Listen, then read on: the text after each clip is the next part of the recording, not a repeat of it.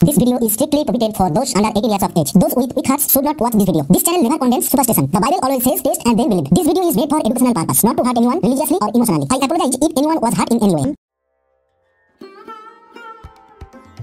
Hello বন্ধুরা, সবাইকে জয় যিশু। আমার প্রিয় বন্ধু, আপনি কি রাতে একাকিত্ব অনুভব করছেন? আপনি কি এতটাই চিন্তিত যে রাতে ঘুম আসতে চায় না?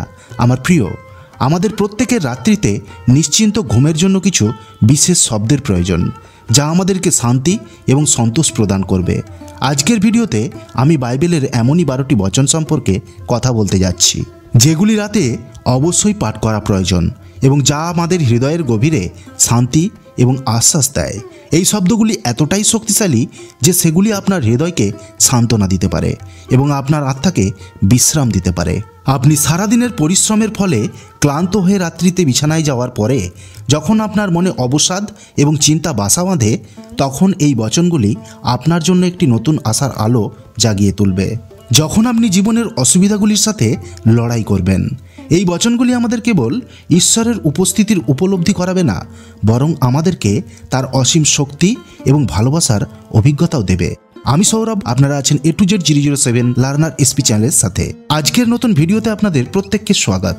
তাহলে চলুন জেনে নিই বাইবেলের এই 12টি বচন, যা রাত্রিতে ঘুমানোর আগে আমাদের প্রত্যেকের পড়া উচিত। আমার প্রিয় বন্ধু, আজকে আমি বাইবেল থেকে যে কথাগুলো আপনাদেরকে বলবো, সেগুলো সম্পূর্ণরূপে বোঝার জন্য এই ভিডিওটা আপনাকে সম্পূর্ণরূপে দেখতে হবে। আমার প্রিয় বন্ধু, আজকের প্রথম বচনটি হলো গীত সংহিতা 4 অধ্যায় 8 পদ। আমি শান্তিতে শয়ন করিব, নিদ্রাও যাইব, কেননা হে সদাপ্রভু, তুমিই একাকী আমাকে নির্ভয়ে বাস করিতে দিতেছ। প্রিয় বন্ধু, এই বচনের মাধ্যমে রাজা দাউদ পরমেশ্বরের উপরে তার বিশ্বাসকে ব্যক্ত করেছেন। রাত্রিতে যখন আমরা বিছানায় শুতে যাই, এই বচন আমাদেরকে সুরক্ষা এবং শান্তির অনুভূতি প্রদান করে। আমার প্রিয়, আমরা প্রত্যেকেই জানি রাত্রির সময় চিন্তা এবং ভয়ের সময়।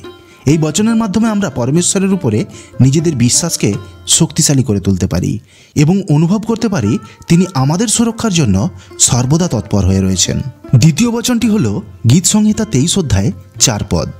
যখন আমি মৃত্যু ছায়ার উপত্যকা দিয়ে গমন করিব, তখন অমঙ্গলের ভয় করিব না, কেননা তুমি আমার সঙ্গে সঙ্গে আছো।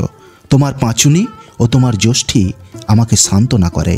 এই বচনটি আমাদেরকে শেখায় যে আমরা যত কঠিন পরিস্থিতিতেই থাকি না কেন, ঈশ্বর সর্বদা আমাদের সাথে আছেন। আমরা যখন রাতের অন্ধকার এবং অনিশ্চয়তার মুখোমুখি হই, তখন এই বচন আমাদেরকে সর্বদা আনন্দ এবং আত্মবিশ্বাস প্রদান করে। এই বচন আমাদেরকে মনে করিয়ে দেয় আমাদের জীবনের সবথেকে কঠিন সময়ে পরমেশ্বর আমাদের সাথে আছেন এবং আমাদেরকে তিনি পথ নির্দেশ করছেন। তৃতীয় বচনটি হলো হিতোপদেশ 3 অধ্যায় 24 পদ। শয়নকালে তুমি ভয় করিবে না, তুমি শয়ন করিবে, তোমার নিদ্রা সুখদায়িনী হইবে। এই বচনটি আমাদের বলে যে ঈশ্বরে বিশ্বাস করলে আমাদের ঘুমও শান্তি ও মাধুর্যে পরিপূর্ণ হয়।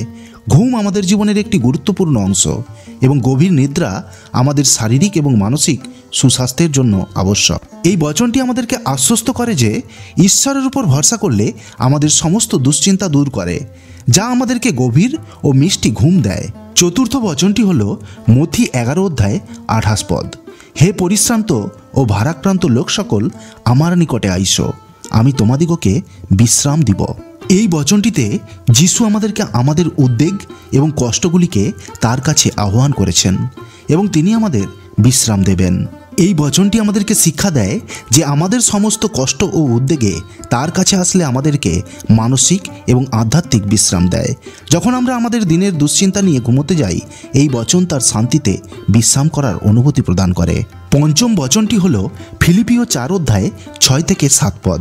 কোনো বিষয়ে ভাবিত হইও না, কিন্তু সর্ববিষয়ে প্রার্থনা ও বিনতি দ্বারা ধন্যবাদ সহকারে তোমাদের যাচ্ছা সকল ঈশ্বরকে জ্ঞাত করো। তাহাতে সমস্ত চিন্তার অতীত যে ঈশ্বর শান্তি, তাহা তোমাদের হৃদয় ও মন খ্রিস্ট যিশুতে রক্ষা করিবে। আমার প্রিয়, এই বচনটি আমাদেরকে শিক্ষা দেয় ঈশ্বরের সামনে আমাদের চিন্তাভাবনা রাখা উচিত এবং তার শান্তি আমাদের হৃদয় ও মনের মধ্যে আসতে দেওয়া উচিত। এই বচনটি আমাদেরকে প্রার্থনা এবং বিনতির মাধ্যমে সমস্ত চিন্তাকে এবং সমস্যাকে পরমেশ্বরের সামনে উপস্থিত করার প্রেরণা প্রদান করে। যখন আমরা আমাদের চিন্তাভাবনাকে পরমেশ্বরের হাতে সমর্পণ করে দিই তখন আমরা পরমেশ্বরের শান্তি পাই। এই বচন আমাদের হৃদয়কে এবং মনকে সুরক্ষিত রাখে। ষষ্ঠ বচনটি হল যিশাইয়া 41 অধ্যায় 10 পদ। ভয় করিও না, কারণ আমি তোমার সঙ্গে সঙ্গে আছি। ব্যাকুল হইও না, কারণ আমি তোমার ঈশ্বর। আমি তোমাকে পরাক্রম দিব, আমি তোমার সাহায্য করিব। আমি আপন ধর্মশীলতার দক্ষিণ হস্ত দ্বারা তোমাকে ধরিয়া রাখিব। আমার প্রিয়, ঈশ্বর সর্বদা আমাদের সাথে আছেন এবং আমাদেরকে সাহায্য করবেন আমাদের ভয় এবং উদ্বেগের সাথে লড়াই করার জন্য। এই বচনটি আমাদেরকে স্মরণ করিয়ে দেয় যে পিতা ঈশ্বর আমাদের রক্ষা করবেন, তার ধার্মিকতার দক্ষিণ হস্ত দ্বারা আমাদেরকে রক্ষা করবেন। সপ্তম বচনটি হল 1 পিতর 5 অধ্যায় 7 পদ।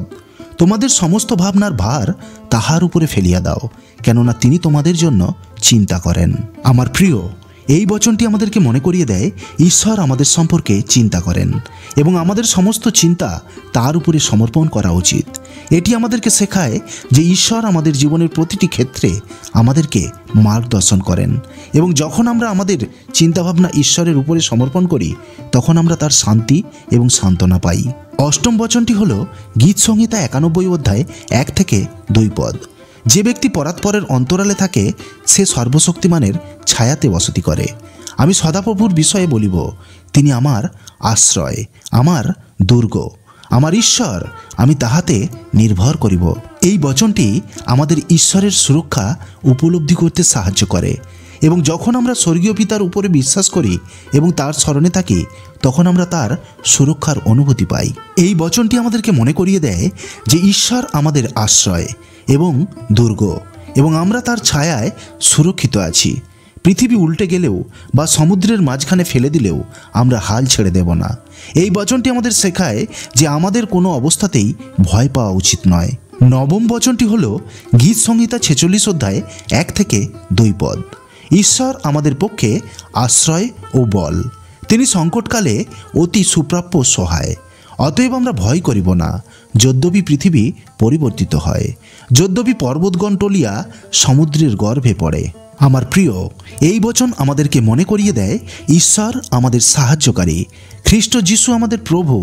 ঈশ্বরের অবিরাম প্রেমের বিষয়ে আমাদের আশ্বস্ত করে। এটা আমাদের মনে করিয়ে দেয় যে কোনো শক্তি যত বড়ই হোক না কেন এই বচনটির মাধ্যমে আমরা ঈশ্বরের ভালোবাসা এবং সুরক্ষার অনুভব করতে পারি। কখনোই নিরুৎসাহিত হব না, কারণ আপনি যেখানেই যান প্রভু আপনার সাথে থাকবেন। দশম বচনটি হল রোমিও 8 অধ্যায় 38 থেকে 39 পদ। কেননা আমি নিশ্চয়ই জানি কি মৃত্যু, কি জীবন, কি দূতগণ, কি অধিপত্য সকল, কি উপস্থিত বিষয় সকল, কি ভাব বিষয় সকল, কি পরাক্রম সকল, কি ঊর্ধ্বস্থান, কি গভীর স্থান, কি অন্য কোনো সৃষ্ট বস্তু, কিছুই আমাদের প্রভু যীশু খ্রিস্টতে অবস্থিত ঈশ্বরের প্রেম হইতে আমাদিগকে পৃথক করিতে পারিবে না। এই বচনটি আমাদেরকে পরমেশ্বরের অটুট প্রেমের বিষয়ে নিশ্চিত করে। এই বচনটি আমাদেরকে সাহস এবং সাহসের বার্তা দেয় যে আমাদের কখনোই ভয় পাওয়া উচিত নয়, কারণ তিনি আমাদের সাথে আছেন। একাদশ বচনটি হল যিশাইয়া 1 অধ্যায় 9 পদ। আমি কি তোমাকে আজ্ঞা দেই নাই? তুমি বলবান হও ও সাহস করো, মহাভয়ে ভীত কি নিরাশ হইও না, কেননা তুমি যে কোনো স্থানে যাও সেই স্থানে তোমার ঈশ্বর সদাপ্রভু তোমার সহবর্তী। এই বচনটি আমাদেরকে সাহস এবং মনোবল বৃদ্ধির সামর্থ্য প্রদান করে।